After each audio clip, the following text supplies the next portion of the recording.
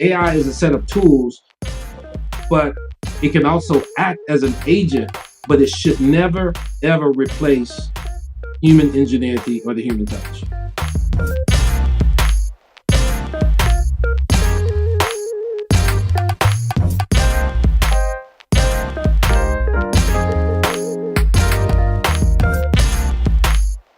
Hi, welcome to Humanity of Fame. I'm Callie. Here at Humanity of Fame, I take the topics out of the headlines where the news tries to divide us, and I shine a spotlight on how we are more alike than we are different. All right, so welcome.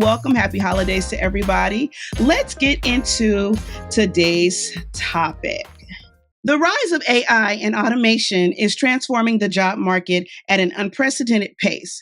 Experts predict that while 85 million jobs could be displaced, 97 million new opportunities may emerge in their place. But what does this balance really mean for the future of work?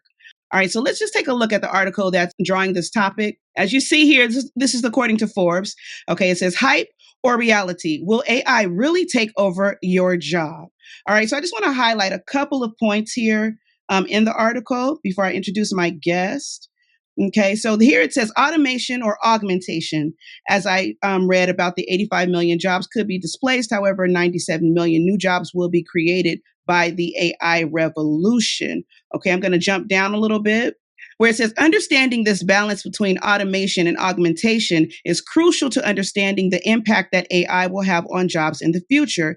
Getting it right will lead to more efficient workflows, reducing the time that humans need to spend on manual, repetitive tasks, and freeing them up to spend more time being creative and solving complex problems.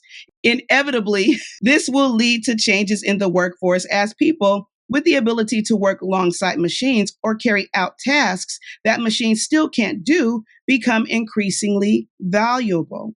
This means that those in roles that are reliant on human ingenuity are less likely to find themselves being replaced by machines. Okay. So we're going to try to demystify, okay, the whole idea of jobs being replaced and the workforce changing so much dramatically that humans won't have a place and AI is just taking over. As this article is titled, "Hype or Reality?" Okay, will AI really take over your job? All right, so that's what we're going to talk about today. We are joined by Joel Hill.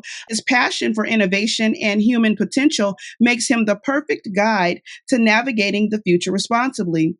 Welcome, Joel. Thank you so much for joining me. Thank you, Callie. It's a privilege and an honor to be with you. And this is a topic that I saw that you had a passion for, and the questions that you were asking, made us really go back and take a look, Yeah. at we want to make sure we humanize this technology and try to demystify it, as you said. In that article, I think it's really relevant.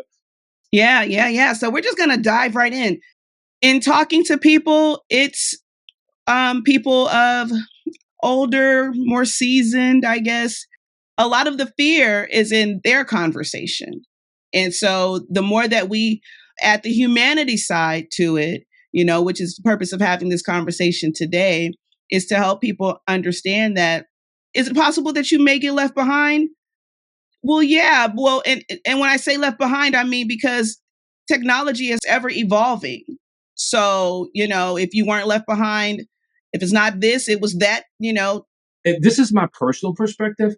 Now, with AI, because with the GPTs, those tools are there and they will continue to be there. Mhm. But the thing is, it's not going to replace human beings in a sense that, they will be making decisions because AI robots, they're not sentient. They don't have feelings. They can't think. Yeah. They can create anything.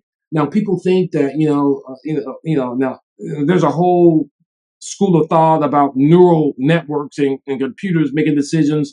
I think I even gave an example of automated.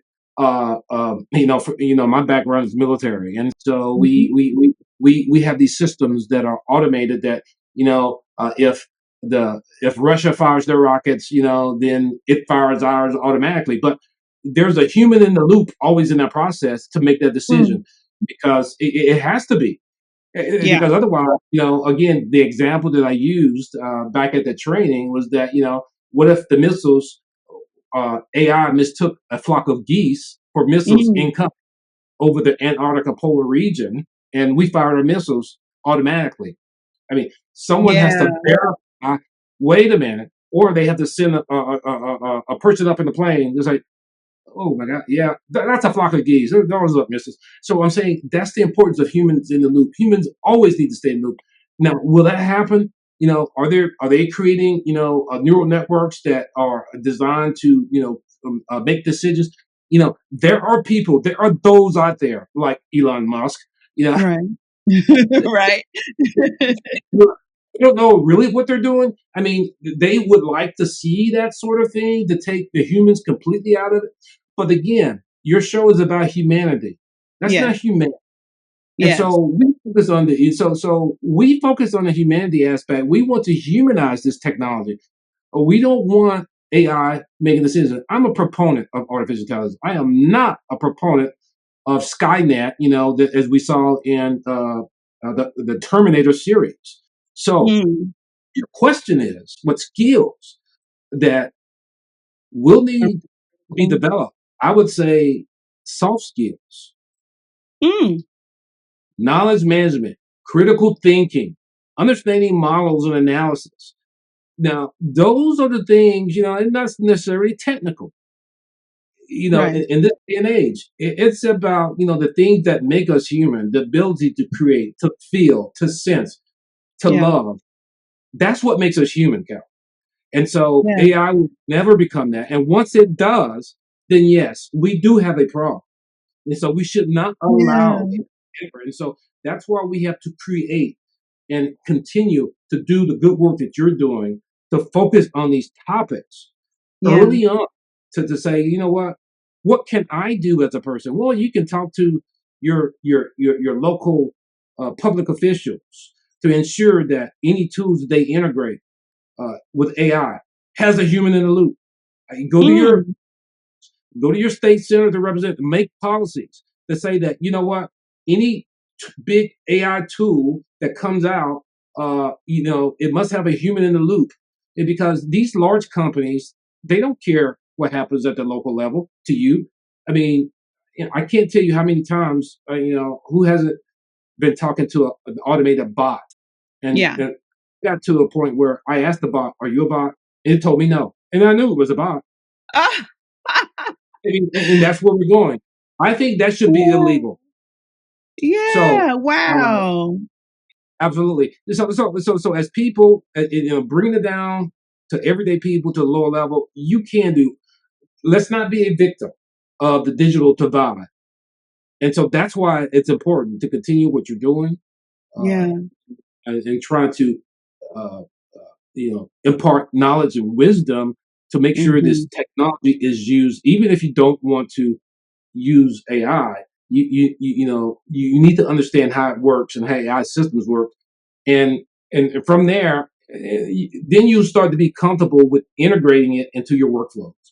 But soft Mhm. skills, creativity, emotional intelligence, ethics, reasoning, they're Mm. impre- they're irreplaceable. Good point. Very good. Very good. Because especially when I was listening to everything, but when you said soft skills, the first thing that came to mind was because the robots or AI, excuse me, they don't have emotions. Even when we see, there are a bunch of television shows out there, like iRobot or something. You can Google them, but where a man falls in love with a robot. I Yeah. mean, that's Yeah. weird.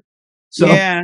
Yeah. Yeah. but there are robots now. I mean, the Japanese are producing robots to be girlfriends and wives. That's just Oh, weird. okay. So, So, that is, I'd say, an inhumane use. But it goes to deeper level issues in our society and our culture than hmm for people to have to create things to replace the human touch. So, hmm and in a relationship or a family, yeah. I mean, they already have the little robot dogs now that, I think this is, that you can take to an Alzheimer's patient and they don't know, they think they're petting a cat because it purrs, it moans, Oh, and it wow. responds. And so, I mean, there may be some uses for that because if it provides comfort, to Yes. a, Yeah. in that case, of not being alone, okay. But again, to close out with this, is AI is a set of tools, but it can also act as an agent, but it should never ever replace human ingenuity or the human touch. I saw an article some time ago, maybe a couple of years ago, where they had two pilots in the plane, but the pilots were robots. And there was no human in sight. Okay. So so it's like, is that where we're headed? But I think that there are going to be those who are, I don't want to put a lot on, Elon, but him and those similar that are going to keep pushing the envelope just to see. What do you think? Well, let me see if I can unwrap that, in terms of the future of the workforce and, again, having uh, robots replace human judgment.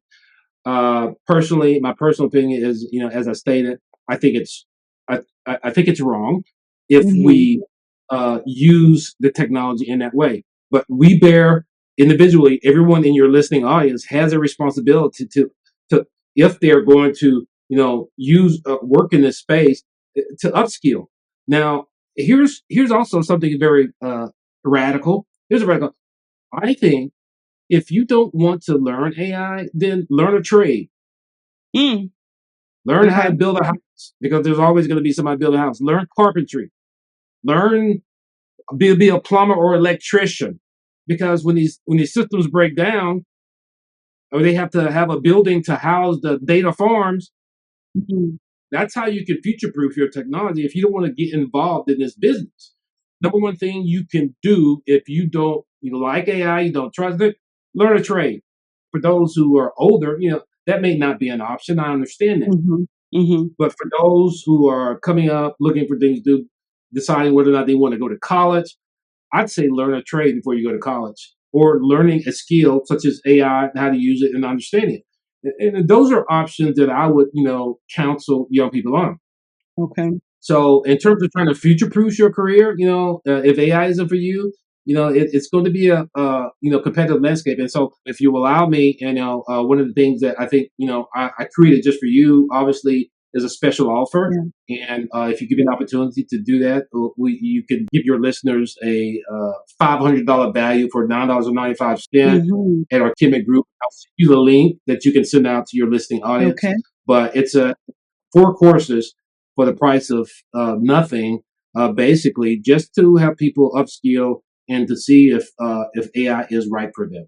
I think that's great because that's a great opportunity that, even if a person thinks that AI is not for them, like I always say, know what you're saying no to, KNOW, what you're saying no to. Something with this amount of value that's offered for such a low price, $500 worth of value and information for $9.95 for something that is a part of our workforce in pretty much various industries. AI is going to revolutionize, I believe, every industry. So you're not going to be able to get away from it, no matter how far you run or turn your head and say you're not interested.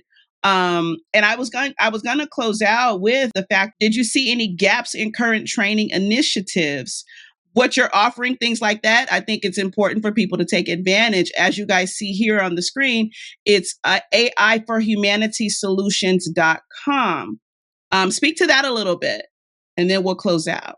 First of all, it's I addressed one of the myths that was in the article that you mentioned at the top of your podcast, and the myth that AI will cause mass unemployment. Hmm. I believe reality, AI, as you said, it will create as many opportunities as it disrupts. Hmm. Because I think you said there are 85 million jobs we lost, but over 96 million will be created, Right. and that is true. Because again, as I go back to the fact that you still have to have people who understand the technology. You still have to people trained and understand how to talk to the large language models, Yeah. and not necessarily knowing how to program a robot. But there's AI for IT people. Then there's AI for content generators or creatives such as yourself. Hmm. And essentially, you're going to use the normal everyday person business owner. is going to use, AI to do their sales and marketing, their AI to streamline their workflows and process, to automate, their calendar functions. It's going to use AI to, create a client relationship management system to look at, the different other businesses or competitive landscapes or out there to see, how your business compares with others. AI can do that a lot quicker and faster than you can, and you don't have to pay anybody to do the research. So now you have become your own researcher. And so, in the case of content creation, content management, I mean, it's just based on how you want to use it. A small business owner wants to create their own videos, but the last thing I want to say is that and there's a term I guess I wish I had brought up sooner, is about if you're going to use it, you have to have a technology stack. So there are only 3 or 4 or 5 tools that we use in our business that runs our complete system back office. It's Zoho platform. We use Zoho platform, and then Zoho is AI enabled. We use Zoho to do our books. We use Zoho to create content. We use Zoho to schedule calendars and things of that nature. So you have to have a technology stack, like GPT, Claude, Perplexity, and then there's Suno if you're creative, you want to write your own songs. There's only 3 or 4 tools that you need to learn, but if you learn how to talk to them, one tool you can talk to many. So I think that AI replacing you, no, it won't replace you, but someone who knows AI might. Close out with that. That's a very important factor and a very true statement. So rather than run away from it or talk about it from the aspect of it's something that you should be afraid of. It's definitely something that would be most beneficial to embrace because it's not going anywhere. Thank you, Joel, for joining me today. I love the topic. I love all the information that you have. You guys can contact him for more information. That's correct. All right. Thank you again, Joel. Thank you all for joining me. And I hope you have a good rest of your day. Thank you. Peace and blessings.